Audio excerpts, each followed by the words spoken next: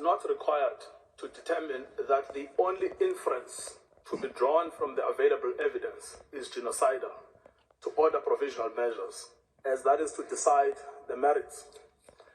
Rather, the assessment of the existence of an intent to destroy could be made by the court only at the stage of the examination of the merits. That some of the alleged acts may also amount to atrocities other than genocide does not exclude the finding of plausible acts of genocide. Madam President, South Africa is not alone in drawing attention to Israel's genocidal rhetoric against Palestinians in Gaza. 15 United Nations special rapporteurs and 21 members of the United Nations working groups have warned that what is happening in Gaza reflects a genocide in the making and an overt intent to destroy the Palestinian people under occupation. Israel has a genocidal intent against the Palestinians in Gaza. That is evident from the way in which Israel's military attack is being conducted, which has been described by Ms. Hassim SC. It is systematic in its character and form. The mass displacement of the population of Gaza, headed into areas where they continue to be killed, and the deliberate creation of conditions that, quote, lead to a slow death, unquote. There is also the clear pattern of conduct, the targeting of family homes and civilian infrastructure, laying waste to vast areas of Gaza, and the bombing, shelling, and sniping of men, women, and children where they stand, the destruction of the health infrastructure, and lack of access to humanitarian assistance. So much so that as we stand today, 1% of the Palestinian population in Gaza has been systematically decimated since 7 October. These two elements alone are capable of evidencing Israel's genocidal intent in relation to the whole or part of the Palestinian population in Gaza. However, third, there is an extraordinary feature in this case, that Israel's political leaders, military commanders, and persons holding official positions have systematically and in explicit terms declared their genocidal intent. And these statements are then repeated by soldiers on the ground in Gaza as they engage in the destruction of Palestinians and the physical infrastructure of Gaza. We show this third element next. Israel's special genocidal intent is rooted in the belief that, in fact, the enemy is not just the military wing of Hamas, or indeed Hamas generally, but is embedded in the fabric of Palestinian life in Gaza. On 7 October, in a televised address, Israeli Prime Minister Benjamin Netanyahu declared war on Gaza, and I quote, Israel had started clearing out the communities that have been infiltrated by terrorists. And he warned of an unprecedented price to be paid by the enemy. There are more than 2.3 million Palestinians in Gaza. Israel is the occupying power in control of Gaza. It controls entry, exit, and the internal movements of inside Gaza. And Prime Minister, Mr. Netanyahu, exercises overall command over the Israeli Defense Force and, in turn, the Palestinians in Gaza. Prime Minister Netanyahu, in his address to the Israeli forces on 28 October 2023, preparing for the invasion of Gaza, urged the soldiers to remember what Amalek has done to you.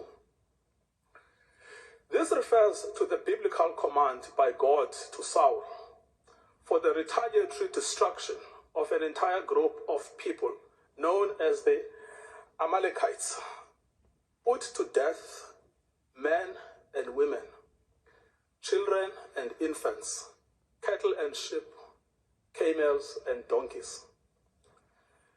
The genocidal invocation to Amalek was anything but idle. It was repeated by Mr. Netanyahu in a letter to the Israeli Armed Forces on 3 November 2023. Madam President, let the Prime Minister's words speak for themselves.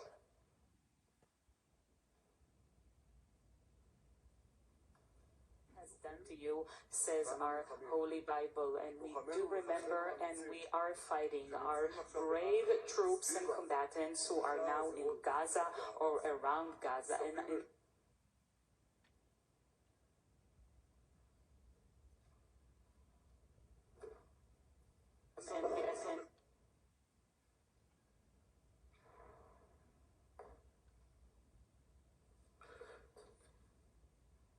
The Deputy Speaker of the Genocide, Israel's parliament, has called for the erasure of the Gaza Strip from the face of the earth.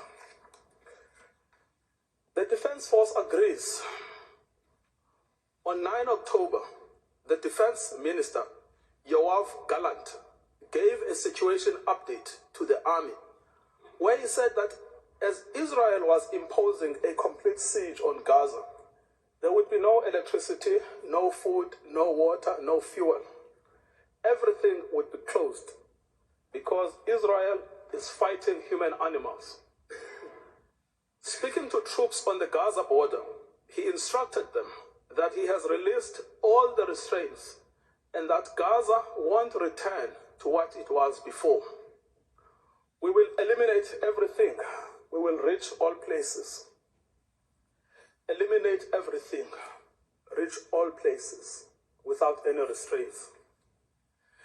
The theme of destruction of human animals was reiterated by an Israeli army coordinator of government activities in the territories on 9 October 2023, who, in an address to Hamas and the residents of Gaza, stated that Hamas has become ISIS and that the citizens of Gaza are celebrating instead of being horrified. He concluded that human animals are dealt with accordingly. Israel has imposed a total blockade on Gaza. No electricity, no water, just damage. You wanted hell, you will get hell. The language of systematic dehumanization is evident here. Human animals. Both Hamas and civilians are condemned. Within the Israeli cabinet, this is also a widely held view. The Minister of Energy and Infrastructure, Israel Katz, called for the denial of water and fuel, as this is what will happen to a people of children killers and slaughterers. This admits of no ambiguity. It means to create conditions of death of the Palestinian people in Gaza. To die a slow death because of starvation and dehydration, or to die quickly because of a bomb attack or snipers, but to die nevertheless. In fact, Heritage Minister Amichai Eliyahu said that Israel must find ways for Gazans that are more painful than death. It is no answer to say that neither are in command of the army. They are ministers in the Israeli government. They vote in the Knesset and are in a position to shape state policy. The intent to destroy Gaza has been nurtured at the highest levels of state, as President Isaac Herzog has joined the ranks of those signing bombs destined for Gaza.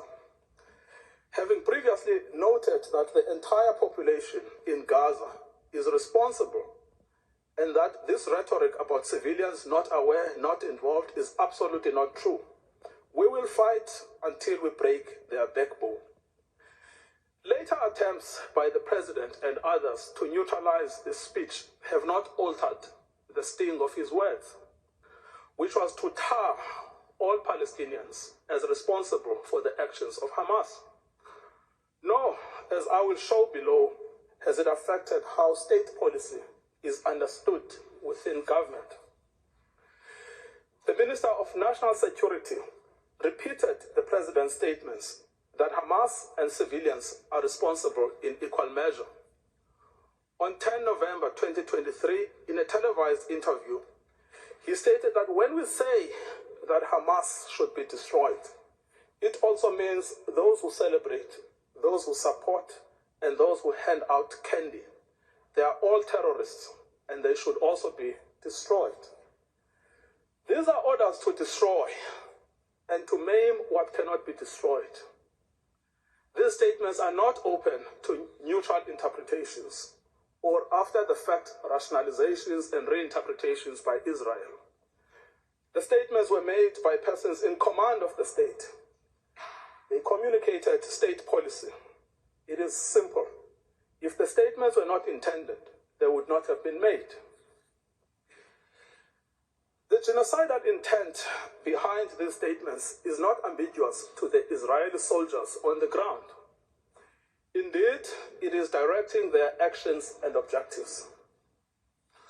On 7 December 2023, Israeli soldiers proved that they understood the Prime Minister's message to remember what the Amalek has done to you as genocidal. They were recorded by journalists dancing and singing. We know our motto, there are no uninvolved, that they obey one commandment, to wipe off the seed of Amalek. The Prime Minister's invocation of Amalek is being used by soldiers to justify the killing of civilians, including children. These are the soldiers repeating the inciting words of their Prime Minister. Pros is custom hair care made